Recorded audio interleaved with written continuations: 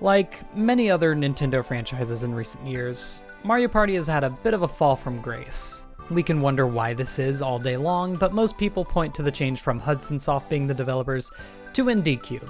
The first game after the Switch was Mario Party 9, and most people could tell.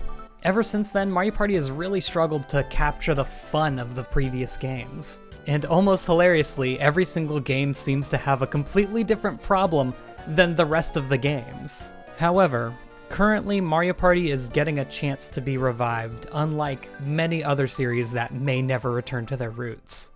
Mario Party Superstars isn't really a straight remake, but more of a reimagining of the first few games of the series. It features a few choice boards from the Nintendo 64 games, and similar to Mario Party The Top 100, contains minigames from all throughout the series' history. As an incredibly huge Mario Party fan myself, the trailers look so promising, which I almost hesitate to say because I've been burned so badly by Mario Tennis Aces, and to a certain extent, Mario Golf Super Rush. Mario spin-offs lately just have a tendency to not have as much content as the previous games in their series, so I'm a little worried about this one. I should also mention that this intro segment is being recorded before the game comes out. It's Thursday, the game comes out tomorrow, so I genuinely don't know if this game is going to be the absolute renaissance of the Mario Party series or not. I also want to mention that I've been binge watching reviews and other content from YouTube creators of the last few Mario Party games and their thoughts on it, and I find it very interesting that most people don't even really remember how Mario Party games used to be, mostly because they're so old that a lot of people just haven't played them. I even encountered one specific review that thought that the progression to individual playing instead of everyone being in a car was a little odd turn for Super Mario Party, which I honestly just found entertaining. That being said, I do want to talk about each of the Mario Party games since Mario Party 9 to talk about their little individual problems that have led the series to kind of stagnate in recent years. Then we can go into Mario Party Superstars with all this knowledge and determine if it's good, I guess. And where else to start than Mario Party 9? When this game came out, people acted like it was the actual apocalypse. There were so many changes to the gameplay of Mario Party that it was almost unrecognizable. All the characters moved together in a car, they ditched the coin and star system to a mini-star system, and just in general, the gameplay was heavily simplified. One of the game directors from IndieCube did actually talk about why they made these changes. Quote, "In past installments, everyone would move separately through the board. As a result, the actions of the other players often didn't affect you. You could just look at the TV screen when it was your turn and during the minigames." I just personally want to talk about how blasphemously untrue this is. I think the strongest points of the early games were how much you could affect another player by stealing coins or stars, and Mario Party 6, 7, and I think 5 all had an entire board building gimmick where you could throw orbs on the ground to change what the space does. That was like such a good part of the game, and they seem to just kind of forget about it. I will say though, Mario Party 9 does contain some of the best minigames in the entire series, even rivaling those from Mario Party 2 and 4. Which yes, I think 2 and 4 are the peak of the series, don't at me. In general, it really does seem like IndieCube just wants to make their own style of game and not ride off the coattails of the previous developers, but it's the same game series, so I'm not sure if I completely agree with that decision. Mario Party 10, or as most people call it, Mario Party 9 2. This one is just unfortunate. It plays the same as Mario Party 9, but with less boards, worse minigames, and a god-awful minimalistic style. It's supposed to give the sense of a party, and this gives me a sense of a PowerPoint slide from my office job. On top of that, they locked the best mode, which kinda plays like the older games, behind Amiibo, and I don't need to tell you why that's a bad decision. I can't really say much about the Bowser mode that was kind of the focus of the entire game. I like asymmetric gameplay, but I'm not sure if it really fits the Mario Party style. Let's talk about those 3DS games now. I think these are all better than Mario Party 10, but Mario Party 9 still holds a soft spot in my heart. Starting with Island Tour, this was released after Mario Party 9 and before 10, and its biggest sin is just being too simple. The minigames were decent, not really good, but they were alright. The main problem here was that all of the boards were linear. There wasn't any economy aspect to the game. Most of them were just get to the end as fast as you can, like any other board game. In fact, I'd say the best part of this game is the side modes. There's a minigame called The Choicest Voice, which I think is like the best side mode out of any Mario Party game, maybe other than the, giant mech battles from Mario Party 5. It's so fun, but whenever I'm with friends, I never play the board games. It's odd with this game. And so we move on to Mario Party Star Rush. I'm gonna be honest, I didn't mind this game too much. It was pretty alright. So the main mode of the game was called Toad Scramble. On this, you would be on a fairly open board that you travel freely, there's not a predetermined path that you go on, to go around, collect characters, get coins like you would in any other Mario Party, and grab your stars. And the most important part of this is everyone moves at the same time. They're continuing their philosophy of the game not having downtime because every play affects the player. Unfortunately, that makes the boards incredibly bland. You can't have board events because then you'd have 4 board events playing at the same time if 4 different people activated them. So the boards are just shapes at this point. There's no uniqueness to them outside of their theme and their shape. Oh yeah, this game also introduced character-specific dice blocks, which is a neat idea, but I don't want to have to play a certain character to have the best dice block, and that's exactly what happened. This game had a tier list and Daisy was at the top. If you'd gathered enough characters in your party, you could not roll anything below a 3. And of course, my favorite character, Yoshi, had an incredibly bland character-specific dice that had a 0 and a 7 on it. That was like it. Oh, and also, God forbid you want to play Donkey Kong, his dice block has 4 zeros and 2 10s. Oh yeah, I guess I should also mention that your standard dice block only rolls 1 to 6. I guess inherently there's not a problem with this, but it does lower all the possibilities that can happen in a given turn. I like rolling 10s because it feels good. I roll a 6, I'm like, oh, okay. One other aspect that I haven't really talked about up to this point, it was in Mario Party 9 and 10 as well. There's boss fights. I love these, but in a party game, they don't really have a good spot. They're fun if you're playing single player though. The side modes of this game were pretty good. There was one called Balloon Bash that was basically classic Mario Party, though really dumbed down, but it was there. You'd walk around incredibly simple boards collecting coins and popping star balloons. I think they tried to make it party themed in the most generic way possible, so things are balloons. It was alright, but you could obviously see that this was not intended to be the main mode of the game. I honestly think this game would have been really well received if we had the main Mario Party series thriving on consoles, but this was all we had at the time, and it wasn't our classic Mario Party. Now after Mario Party 10, Indie Cube knew that they were doing something wrong, so they tried to cash in on that nostalgia with Mario Party The Top 100. This featured 100 minigames from the series past. Unfortunately, not much other than that. This is a case where they tried to fix a problem that wasn't really a problem. The minigames of the last few games were fine. In fact, I'd say that Mario Party 8, the last game that Hudson Soft made, had the worst minigames of the whole series. And oh, would you look at that? Only 3 games from Mario Party 8. Only 2 in Mario Party Superstars. So obviously everyone was vibing with the idea of old minigames making a comeback, but the question was on our mind, what were the boards going to be like? And the answer to that was no. There was one board in the entire game, and it was a side mode. The main mode of the game was free play. Just free play minigames. That's it. And as far as that goes, how did they determine the top 100 minigames? Why is the beat goes on in here? This is like the worst minigame in the entire series. With the failure of the top 100, I think Indie Cube finally realized that the main problem of the series wasn't the minigames, it was the board play. So from Star Rush on, we have continuous steps in the right direction. Next up is Super Mario Party, and I want to talk about this a lot because it was a good sign, but it wasn't quite what we needed.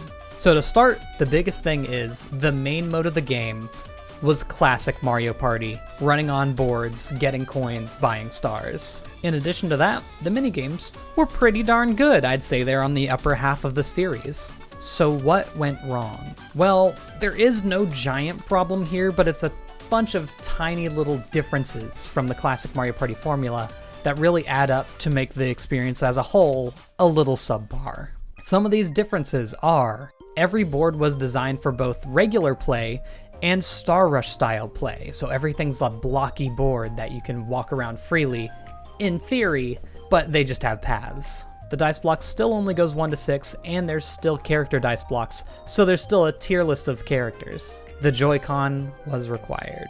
Yes, this made specific minigames such as flipping the meat possible, but it also meant that you cannot play this game at all on the Switch Lite. And if you wanted to play with multiple people, hope you have extra Joy-Cons and not Pro controllers. The minigames do go back to happening every turn instead of whenever someone lands on a minigame space, but the minigames just don't give enough coins to the winner. You get 8 coins for first, 4 for second, and 2 for third, none for last. It just doesn't give you enough of an advantage for winning. On top of all of that, Mario Party has always been a series that struggled with side mode bloat, where so much effort is put into the side modes of the game that the main Mario Party mode suffers as a result. This is very evident in Mario Party 5, where the mecha battles are so big that the main Mario Party is a little simplistic compared to the other games. It definitely shows here. Like I said before, every board is meant to play in Star Rush mode as well, so the designs kind of suffer from that. And then you have all of these huge minigame modes that are fun for one, yeah, but they're not really replayable because they're not big enough. And I think you would struggle to find that balance between making the main mode fun and making minigame modes almost as fun as the main mode. And just one last quip. I really don't like the main menu of this game.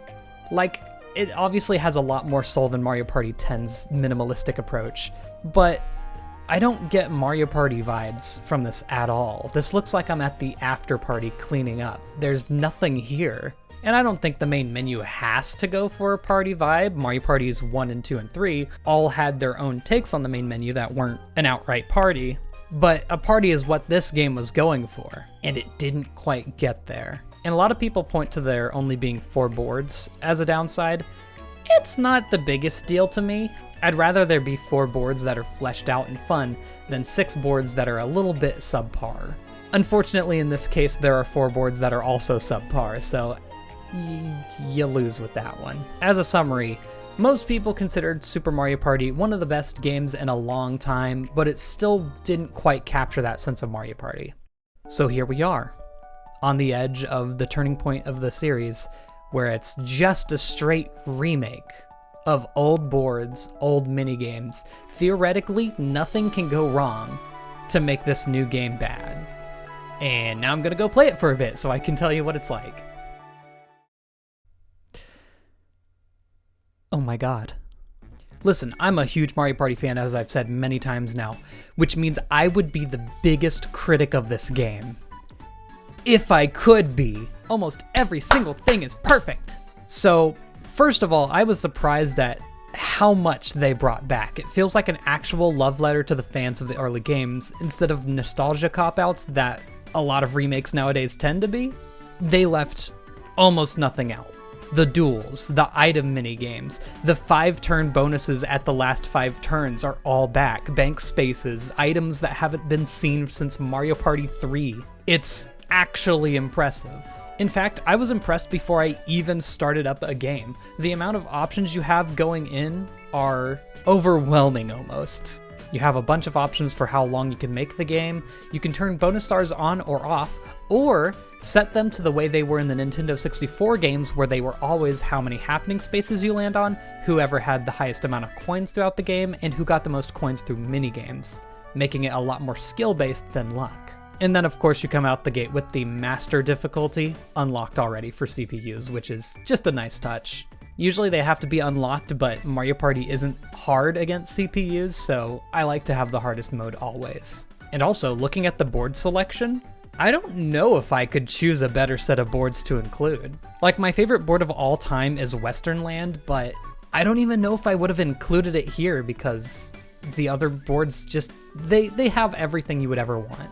There's no overlapping gimmicks between all of them. They all have vastly different themes. I did think that they were going to include one of the Bowser stages from Mario Party 1 or 2, but the more I think about it, those are like not great stages in comparison to a lot of the others, so I'm happy that they didn't. The only thing I do wish is that they included 2 boards from Mario Party 3 as well, because it's a little bit unbalanced, but it's not that big of a deal. Originally, I would have chosen to include Creepy Cavern, but it's pretty similar to Yoshi's Island having 2 separate sections of the board, so I think instead I would have gone with Chilly Waters. Again, like I said for Super Mario Party, if a lower amount of boards means a better experience, then I'm all about it. There's also a somewhat small amount of characters, only 10, which is 2 more than Mario Party 3, including Rosalina and Birdo.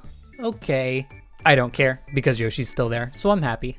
Getting into the game itself, I mean, what can I say? I already said it before. Nothing is missing. Chance Time is back. Chance Time. I never thought they would have brought back Chance Time, but they brought it back, and it's so chaotic. I still find that quote where they said that you didn't have enough impact on the other players during your turn in the older games, because this is the first time since Mario Party 7 that I truly feel like I can have a distinct playstyle and affect other players in a way that I want. If I want, I can go for the paths that have Chance Time on it.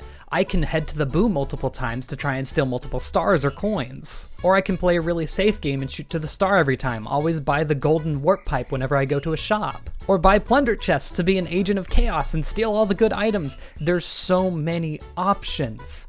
And that's what makes the game just perfect. While I started out a little sad that the item choices weren't exactly like Mario Party 3, that was quickly overridden by being happy, because the items that they did choose to bring back were really good.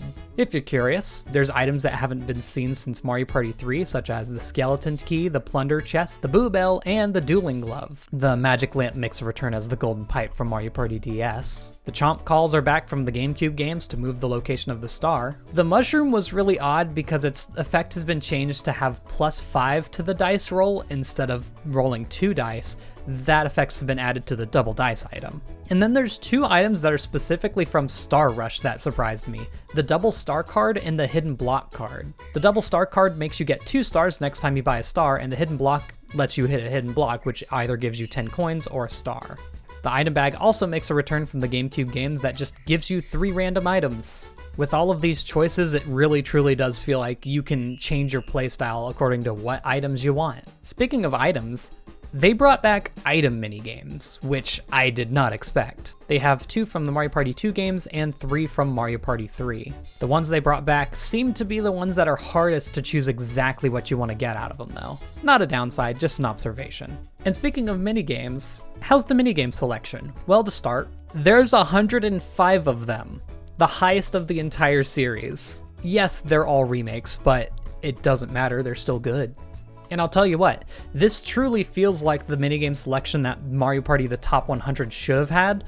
First of all, there's no The Beat Goes On, God bless. Duel minigames are back. If you land on the same space as another player in the last 5 turns, you duel. One addition that once again surprised me is the return of coin collecting minigames. These are games that were mostly contained to the Nintendo 64 era, where you collect coins within the minigame and get as many coins as you collected. Obviously for Mario Party the Top 100, where board play wasn't important, collecting coins would be kinda pointless. But in general, I welcome them back because it adds a little bit of variety to just winning or losing. Battle minigames function the same as before, except they're just normal minigames now. There's not a separate selection for minigames just for battles. Now, some of you may be wondering what the situation is with the, yeah. I always thought that if they ever brought Mario Party back to Virtual Console, it would be a fairly easy fix to just change the control stick spinning minigames to button mashers, because that's essentially why they made button mashers in Mario Party 2. But they didn't do that here. Instead, they have this funky little notice that says, please do not use the palm of your hand. Yeah, right. These minigames now have more than just the 10 coins on the line, they have the $50 of the Joy-Con too. And if you think I won't pay that price to beat you in a minigame, think again. There's also a few other little changes in other minigames that I just kind of find funny. Like with Look Away, they realize that they can't just have characters' disembodied heads just floating on screen. Bowser's Big Blast now has hilariously long wait times after pushing the plunger to when it starts counting down. But then every minigame still feels exactly faithful to the original. One detail that I always specifically remember about Coney Island from Mario Party 5 is that if you're not moving, you cannot be moved from your spot. But if you do move, you are now pushing against other players for that spot. Any minigame from the Nintendo 64 games that were awkward to play in the first place are still awkward, and they keep that original feel. I appreciate it more than the developers could ever know. Also, the 2 minigames they included from Mario Party 8 aren't motion controls. Hallelujah.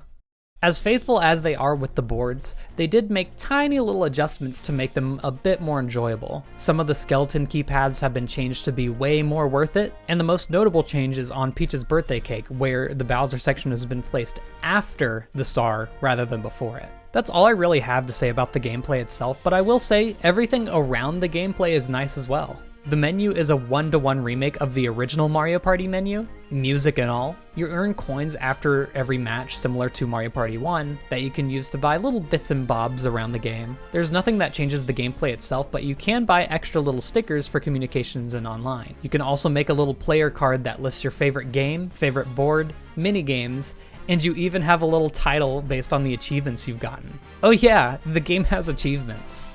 There's nothing here that you wouldn't really unlock in regular play, but I think it's just a cool addition. You can also get the original versions of the songs for the boards, which is incredible. I think the original Mario Party games have some of the best sound fonts on Earth, and so I appreciate this decision. But if you play with the modern music, there's a different song that plays for the last 5 turns, which is a detail that I would never have expected. So, yeah, if you're a Mario Party fan, pick this up. This is really and truly the return to the series that we've been looking for over a decade now. This alongside Metroid Dread is making October look like a pretty good month for neglected series. Now if only some others could follow suit. I also want to add a little shout out directly to IndieCube, who's definitely watching this video in their lunchroom break or something. This is like the break that they needed, and I feel a little bad because what they were going for this whole time was separating themselves from the previous games. And I feel a little sad that their most successful and best game so far has just been a straight up remake of previous games. But they added enough here to where it does feel like a different experience, and I truly trust them in decisions that they make going forward for Mario Party. I'm very excited to see them use this framework to make an entirely new game. It's something that we haven't been able to experience since the early Wii days, so get ready for that. I know we shouldn't give much credence to game reviews, but this is the highest rated game on Metacritic in the Mario Party series ever. It is just short of that 80 though. And why is that, you may ask? Well, looking through all the reviews, there's one that is lower than all the others, GameSpot. And I was just curious, so I took a look. The one thing that stands out to me is that they criticize the lack of motion controls. Really sets a tone for the whole review here.